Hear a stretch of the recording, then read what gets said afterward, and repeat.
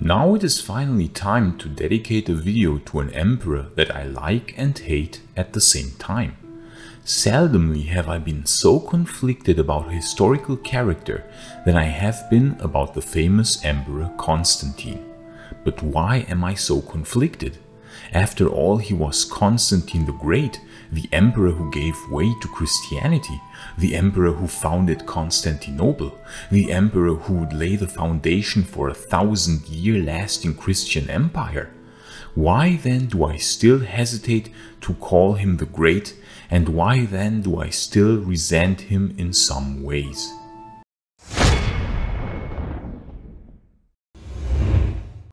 Constantine was born in the year AD 272 in the great city of Naissus.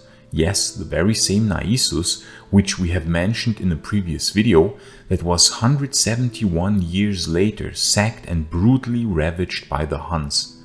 He grew up in the age of Diocletian and his tetrarchy. Now there were 4 emperors, 2 senior emperors called Augusti and 2 junior emperors called Caesars or Kaisars. Constantine's father Constantius was appointed as Kaiser in 293, and he was to govern the westernmost provinces of the huge Roman Empire, which according to the tetrarchy had now been split into 4 parts. But as we know, this system was unstable, and as soon as Diocletian had stepped down as Augustus in AD 305, civil war broke out. Because that is how the Romans usually settled their problems. But in 306, Constantius died of a sickness, leaving his son Constantine as the only heir, whom in his last dying wish he declared to be made Augustus.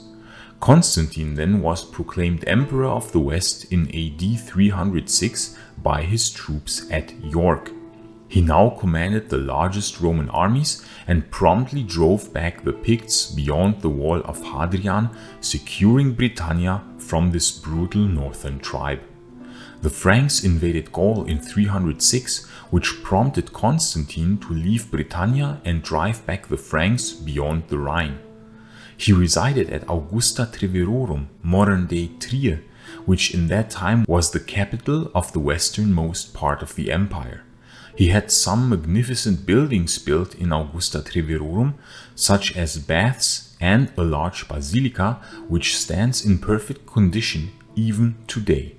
And please like this video and subscribe so that you won't miss any future videos on the fascinating era of the late Roman Empire, because I want this to be the most detailed channel on YouTube about the fall of the Roman Empire. And please consider supporting our work on Patreon or via YouTube membership, because the long-term sustainability of this channel really depends on your support. YouTube is not really generous to such a niche topic about the late Roman Empire, and the ad revenue from the videos is, as you can guess, really low. So in order to be long-term sustainable, I really need your financial support via Patreon or YouTube membership, as sorry as I am to say this.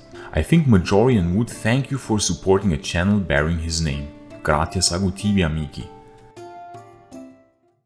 Meanwhile in Italy, Maxentius had been proclaimed Caesar in 306, and I talked extensively about him and his great building projects in Rome in this video here. In order to strengthen the ties to Maxentius, Constantine married Maxentius' sister Fausta, daughter of the former senior emperor Maximian, the father of Maxentius. He campaigned against the Franks in 310, not getting involved into the affairs surrounding Maxentius in Italy, who managed to stave off 2 attempts by Severus and Galerius, who both tried to besiege Maxentius at Rome, but both armies defected in masses to Maxentius because of the imperial authority of his father Maximian. Maxentius and his father really didn't get along after Maximian had tried to depose Maxentius, his own son. So Maximian had fled from Rome to the court of Constantine at Augusta Treverorum. But while Constantine was away campaigning against the Franks, Maximian had staged a rebellion and claimed the title of emperor, but basically nobody would follow him as everybody was loyal to Constantine.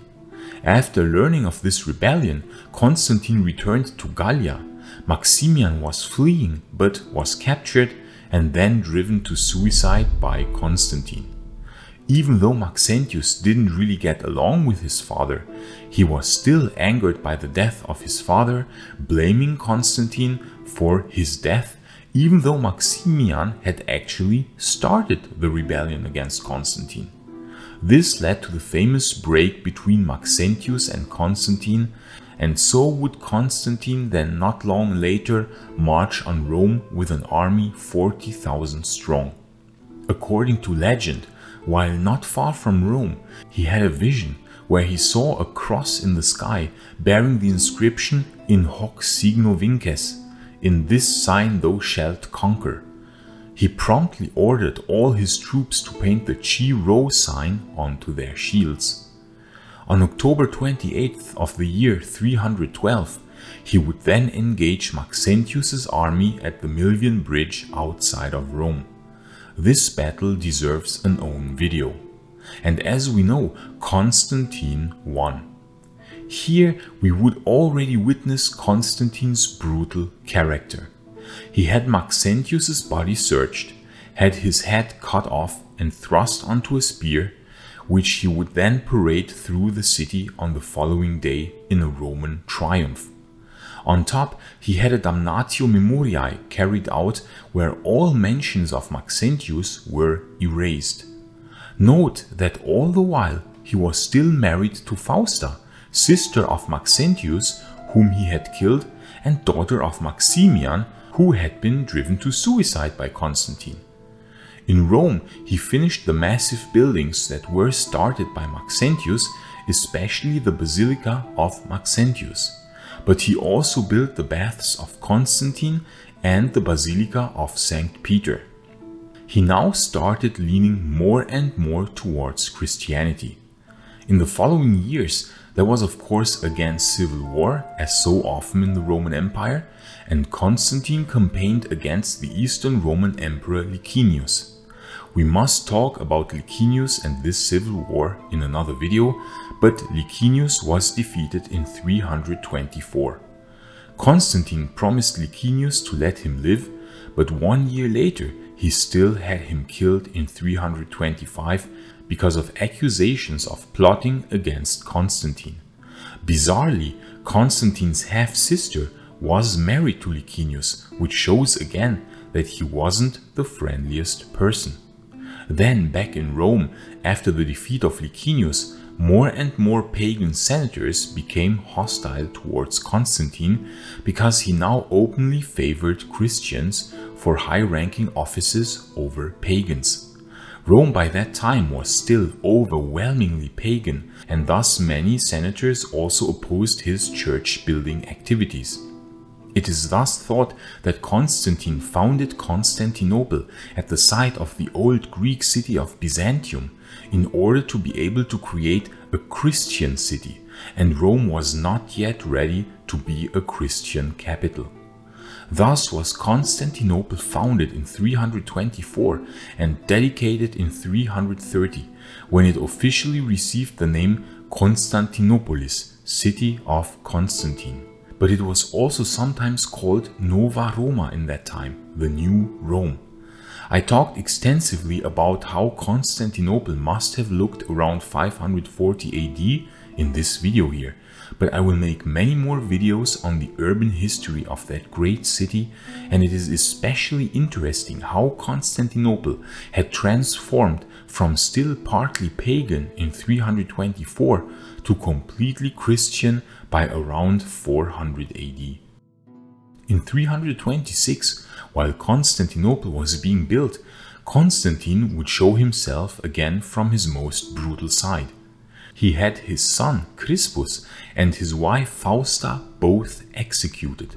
The reasons for this atrocious deed are unknown, although theories range from an affair to other weirder theories, certainly also worthy of a separate exploration.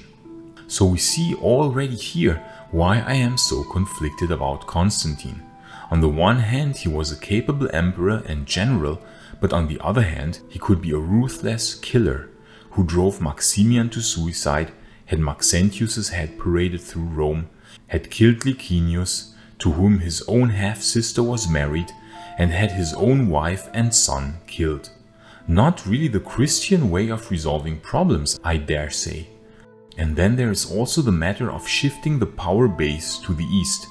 On the one hand, it can be seen as a genius move, strengthening the east and creating a new capital, which would be the foundation of a 1,000-year lasting empire that would outlive the west. But then again, this shift to the east was very much to the detriment of the west. Rome was not only abandoned as the old capital, but Constantine even plundered the city of many of its statues and riches in order to adorn his new capital in the east. He weakened the west as the power base of the old empire while strengthening the east. It was this very shift to the east that would spell doom for the Western Empire only 150 years later. Of course, for the east, Constantine certainly deserved the name the Great. He laid the foundation for the Eastern Roman Empire that would endure for almost 1,000 more years after the West had fallen.